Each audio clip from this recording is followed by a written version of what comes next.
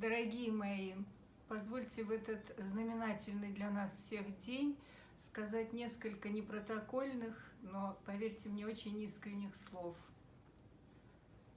Национальная библиотека имени Джамалдина Индиева, которой исполнилось всего 25 лет, самый главный институт ингушской культуры не только потому, что подтверждается словами Лихачева о том, что библиотеки важнее всего в культуре, и пока жива библиотека, жив народ. Умрет она, умрет прошлое и будущее. Потому что за эти травматические для народа четверть века, по моим весьма скромным наблюдениям, произошло следующее.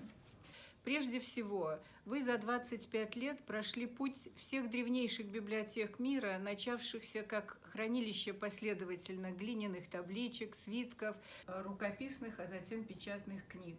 В Ингушетии эти этапы как бы сгустились в период слома эпох и обрушений в начале 90-х годов, политических, социально-экономических, духовно-нравственных. И именно в эти тяжелейшие времена началось систематическое, последовательное накопление рукописных, документальных, книжных раритетов нашего народа, до этого находившихся либо в личных частных хранениях, либо в различных спецхранах и так далее. Именно в эти годы и после возникла не спущенное почему-то по велению или по желанию, а душевное и, я бы сказала, нравственное устремление по созиданию всенародного хранилища ингушского прошлого, настоящего, а значит и будущего, запечатленного в печатном виде, невзирая на весьма неблагоприятные для спокойной работы события в регионе и в стране. Вы на протяжении этих 25 лет способствовали тому, что появилось осознанное, безусловно, у просветленных умов, естественно, сознание того, что работа в Ингушской национальной библиотеке – это цивилизованная забота о собственном будущем. И это очень важно. Деньги и связи недостаточны для того, чтобы стать суверенной личностью в 21 веке. Нужны знания, личностное, интеллектуальное напряжение и самовоспитание. А библиотека, наша библиотека, помощник в этом. В библиотеках мира женщины-сотрудники появились в период Первой мировой войны, когда все мужчины, почти все, ушли на фронт. И наши ингушские женщины-библиотекари во главе с Радимой в начале трагических для народа 90-х годов взяли на себя миссию культуртрегеров, просветителей и проводников в информационный космос в ситуации полной безнадеги и растерянности. Библиотека стала и школой, и клубом, и выставочно-экспозиционным музеем одновременно.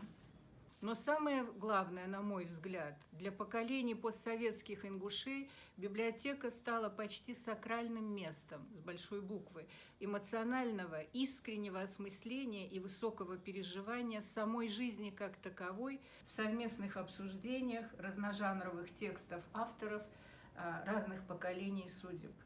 Наши люди сегодня особенно нуждаются в любви и понимании самих себя, окружающего мира. Они находят это взаимное чувство в напряженных поисках ответов на многие вопросы в разного рода мероприятиях, встречах, наполняя себя, помимо информации, сильным, ярким и высоким чувством сопричастности к чему-то важному, искреннему и сердечному. А это очень по-джамалдиновски – чувствовать человека, сердечные эмоции и давать надежду. Именно в силу этого Национальная библиотека Ингушетии имени Джамалдина Индиева – это не только информхранилище, а место общей духовной и интеллектуальной работы, дающей просветленное эмоциональное переживание в сумерках жизненной текучки. А это уже миссия облагораживания, утешения и демократичного возведения на пьедестал каждого размышляющего человека, невзирая на звания и чины.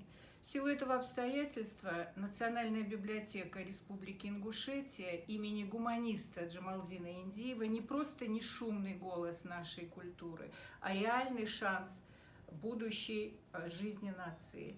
И последнее. В списке креативных профессий 21 века профессия библиотекаря стоит на первых позициях, потому что это профессия безграничных возможностей в информационном пространстве, в поисках и вычленении главного и сущностного, в продвижении знаний, перспектив. Труженицы и труженики Национальной библиотеки имени Джамалдина Индиева и ветераны, и молодежь, ярчайшее тому подтверждение. Диал ряз хылшона, диал этту болпшон, баркал.